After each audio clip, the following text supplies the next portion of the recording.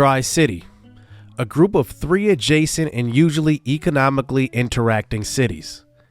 In North Carolina, the major Tri-City is called the Research Triangle, home of 3 major colleges: Duke University in Durham, North Carolina in Chapel Hill, and NC State in Raleigh, the capital. With many more universities in North Carolina, too many to count, there is one other remaining Power 5, Wake Forest, home to greats such as Muggsy Bogues, Chris Paul, Tim Duncan. The list goes on. Could this forgotten school make it to the top of college basketball and make a name for themselves in North Carolina? Today, we find out. Yo, what's good, YouTube? This is Jay from TNJ, and welcome to the College Hoops 2K8 Dynasty. As we start our journey with Wake Forest, this is going to be a whole lot of fun. A different school. I want to go to a Power 5 school. I wanted to go to a team that made a lot of sense to rebuild, a team that hasn't had much success. Wake Forest fits the bill.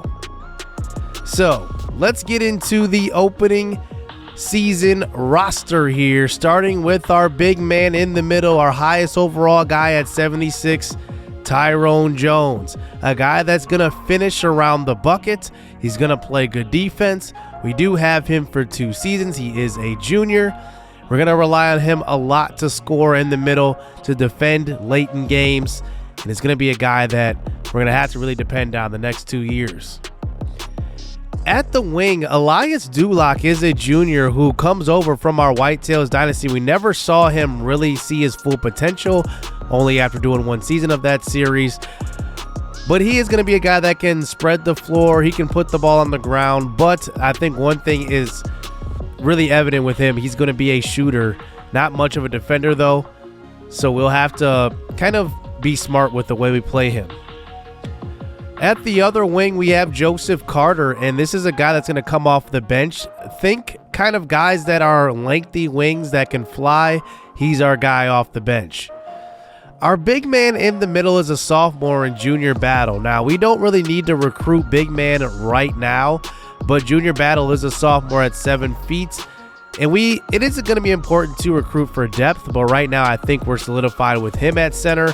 But there's no telling, if we could eventually replace him. But right now, he is our best big man. Now, at guard, we have Lee Tae-Sewell, who is a 3-point threat. Now, one thing that we do need to improve with him is his consistency. Can he be a consistent shooter and a consistent scorer on the offensive side of the ball? And then we're looking at Sean Lofty, who will be the point guard of this offense, a guy that can distribute, but a guy that kind of has some developing to do. But one thing about 2K8 is that you can develop these guys and work on their abilities with drills, with training, things like that. So we will cover that throughout the series. Coming off of the bench, the first man will be Willie Wells, a 6'9" sophomore power forward, a guy who can really shoot in traffic and dunk. So that is going to be his biggest strength. But what else can he do besides that will be the question. RJ Paul is going to be an energy guy off the bench. He can also shoot the 3 with 76 3-pointer. But I think that one thing that's got to develop with him is his consistency. He's only got 53 clutch. Jaden Simmons is going to be an interesting guy off the bench as well. 77 3-pointer. He comes in with 77 mid-range. And he's pretty decent with his speed at 78. But I think we need to develop him a little bit. Then there's sophomore econ forward, 6'10", 250. Doesn't really do too much on the offensive end well, but he is a very good hustle guy and he can play some defense. Then there's Bobby Love, our one big man who can spread the floor. He is a senior, 6'11", one of the few seniors on the squad. And then we have David Houston Jr., who is a guy that is really much a transition player, 99 dunk. He can fly. Now, I know you guys are wondering, who are these players? These are guys that were submitted through our community post, and they're all you guys. You guys are going to be the ones that make up this roster throughout the series. And that is the opening day roster here for Wake Forest. But I have some logistics to talk about going into this series. We'll be playing on MLP with some roster or with some sliders. I will leave those linked down in the description. And I think one thing that we're going to highlight a lot in this series, because we are Wake Forest, we are not Duke, we are not North Carolina, development. It's going to be a big part of this. Recruiting is going to be heavy as well. We'll cover recruiting pretty extensively. This game is pretty deep with that. You get to start at freshmen in high school and recruit all the way up until they're even in junior college. So that is, I mean, light years difference from NCAA basketball 10, which is why I decided to do this. And I wanted a different challenge, and I will not highlight recruiting too much today, but be on the lookout for it. It's going to be something we cover pretty heavily in this series. Now, in the ACC, it's not going to be easy. We have Florida State, who's ranked in the top 25. Georgia Tech's 8. Notre Dame is 4. NC State is 3. And Virginia is 1. I didn't even say North Carolina or Duke. They are unranked right now. Don't expect that to last very long. This is going to be a tough rebuild. Every team's going to be good every year, and it's going to be quite the challenge. Here is season 1 schedule. We open up versus Loyola out of Maryland, and then we play Michigan State, a notable game for the ACC Big Ten Challenge. That is going to be the 7th game of the season. And then we get into conference play. We do play Louisville before hopping into conference play, but a very, very tough schedule here in season 1. And we are rated much lower than everybody in the conference. So we hop into the Midnight Madness, where you get to see the first scrimmage between the team. And you see the lineups here. We will do the 1s versus the 2s pretty much. I decided to mix it up just a little bit. But RJ Paul will be guarding Sean Lofty, Jaden Carter on Lite Sewell, Jaden Simmons on Elias Duloc, Willie Wells on Tyrone Jones, and then junior battle will be guarded by the sophomore Econ Ford. Both of them are sophomores, so we'll see what happens today. So here we go, the black team versus the white team. We will try both camera angles, and we'll see how we like both. We'll play a little bit here from the broadcast angle, but here's the second team. They win the tip. Here is Jaden Carter, post up, a good turnaround move, and that one will be off. The first shot of the game will be missed by him. Because here we go, Elias Duloc with a 3 right away. He opens it up. It's a guy that's going to take a lot of 3s this year, and you see right there getting going. One thing we have to get used to is everybody's shot, as Willie Wells does knock that one down. And there is going to be modification to a lot of that as well. I wouldn't say everybody's shot is set in stone. Here is Lite Sewell with his first shot from 3. That one will be off. Sewell with an 85 3-point rating. He is the best on the team right now. Here's Tyrone Jones, post move. That one is off back rim. So 3-2. This game is really designed to get you guys get you guys a look at the team, as Jaden Simmons knocks down a 3 for the black team. Here is Sean Lofty getting to the basket. He will be fouled by Willie Wells as he goes to the free throw line for the first time. Now, we will be playing a real free throw percentage for our players, so I will not be controlling that. So you can just see that this is all real free throw percentage for those guys as he knocks down 1 of 2. An early 5-4 game as RJ Paul has the rock. He will work it around the perimeter. Back to Jaden Carter. Back to RJ Paul, who knocks it down. One thing I'm going to be looking for in this game is really how well our second unit can score, because that's going to be a big component, as that is going to be blocked by Willie Wells, by Elias Duloc going up for the layup. The other way, RJ Paul with the left hand. He cannot get it to go. Here is Joseph Carter. I was saying Jaden Carter earlier. Joseph Carter, and he does miss the 3, but a foul that time on Tyrone Jones as Econ Ford goes to the free throw line. We do change up the camera angle here with about 4 minutes to go. Here's a 3. That one's off. A rebound by Galindo, who we did not highlight as one of the key players, but he gets his first bucket of the game, Luis Galindo. It's a 12-4 game in favor of the second unit, as here's Duloc pushing it up. This is going to be Houston Jr. 4-3, and David Houston knocks it down. We are not a great three-point shooting team right now. It's something we're going to have to improve on in recruiting, but that one's knocked down by Jaden Simmons. A long 2 on that one, 14-7. Here's another 3, that time by Simmons. Back-to-back buckets from him. So under a minute to go here in the first half. Here's a pass inside to Wells, and that's going to be a foul on Junior Battle. Battle is a sophomore, so he's really going to be a leader for the next 3 years. Here's a shot by Simmons. That one ends the first half with a buzzer beater. Looks like his foot was behind the line. Simmons knocks it down, and the second unit really showing out. So here we go, 21-7. How about the second unit really showing up? We are on MLP difficulty. I do have a little bit of a learning curve with this game, so I'm not going to be perfect right away. But here is Sean Lofty starting out the second half with his possession. Oh, there's a good pass inside to Jones, and that one will be a foul. Little delay on the shot that time. He gets blocked, but he does get called. Does draw the foul. But look at this man off the bench. Econ Ford showing off. He was a guy that was really coming into this game probably as the 10th man off the bench. I might have to decide to give him some minutes. And there is Tyrone Jones with the offensive board and the and one as well with the left hand. So he goes to the free throw line. He's not the best free throw shooter. That one will be off, 23-11. A long pass inside, and that one is good. It's Ford again. RJ Paul with 4 assists for the black squad as well. As here's Tyrone Jones working inside. Elias Dulock, he has a 2 under the basket. And now with 7 minutes to go, white team is down by 12. RJ Paul inside to Jaden Simmons again. Jaden Simmons with 13 points here for the black squad. He leads all scorers 27-13 in favor of the black.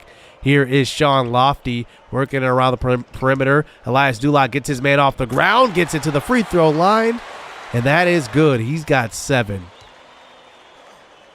So 27-15 now. Here is a 3, open shot that time.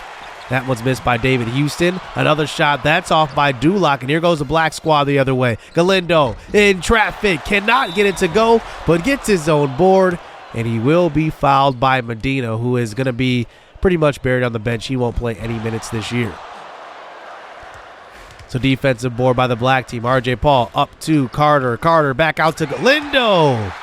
This is a guy that I did not highlight, Luis Galindo. He's got 6 points today here for the black squad. Now under 4 minutes to go. Here we are working around the perimeter. We do have the play art on, so we are going to call plays for sure. Junior Battle inside, turn around. That's an easy bucket for him. Lite Sewell with the mid-range shot. Battle on the offensive board. He misses. Another offensive board by Tyrone Jones. He has it, pump faking out to Lite Sewell. Open shot. And the white team is just struggling for buckets today. Here's the black squad in transition. Here is Bobby Love, the big man, the senior, passing to Willie Wells, and that's an open shot again. The black squad just looks like they have better chemistry so far today. Here's an open shot. Lite Sewell, he cannot hit as well. As we get under a minute here in this Midnight Madness, driving to the basket is going to be a foul, and Joseph Carter draws it. Junior Battle gets called for it. Last shot of the game. Lite Sewell finally hits a 3, and that will be the end of it. The black squad absolutely demolishes the white squad. It's a low-scoring affair, 35-20. But you can just see right here, the black squad shot 5 of 12 from 3, 41%. The white squad shot 3 of 10. Lite Sewell, 1 of 9. I mean, that's got to improve. Jones was 1 of 7. Battle was 1 of 8. I mean, not a great shooting day. Elias Dulock led the white team in scoring. And then Jaden Simmons with a huge first half. He went 5 of 6, 3 of 4 from 3. He led all scorers with 13. So that's going to do it for the opening episode. Hope you guys enjoy the season preview. Greg Gumbel. Welcome to 2K Sports Studios. I'm Greg Gumbel with Clark Kellogg. We're here with the 2K Sports Season Preview Show. Here are the Big Five, the top teams in the country as we begin the season. The Virginia Cavaliers come in as the #1 ranked team, followed by Connecticut, NC State, Notre Dame, and Texas A&M. Clark, what's your take of the teams that make up the top 5? I like the potential of each of these teams. I think all of them have a chance to win the championship this year. They're poised, loaded with talent, hungry, and very eager to prove themselves this coming year. I think each of these teams will be a dream to coach. The Virginia Cavaliers are projected as the favorites here in the early going. They've got a whole crew of high school Mr. Basketballs on this team. A team is usually happy to land one Mr. Basketball, but with the number they have, this could be a golden era of basketball success at this university. There's nothing but good times ahead. Connecticut is in the number 2 spot. They're a tough team, but they're going to have a very hard time surviving that vicious conference they're in. It's virtually impossible to go through a conference schedule unscathed.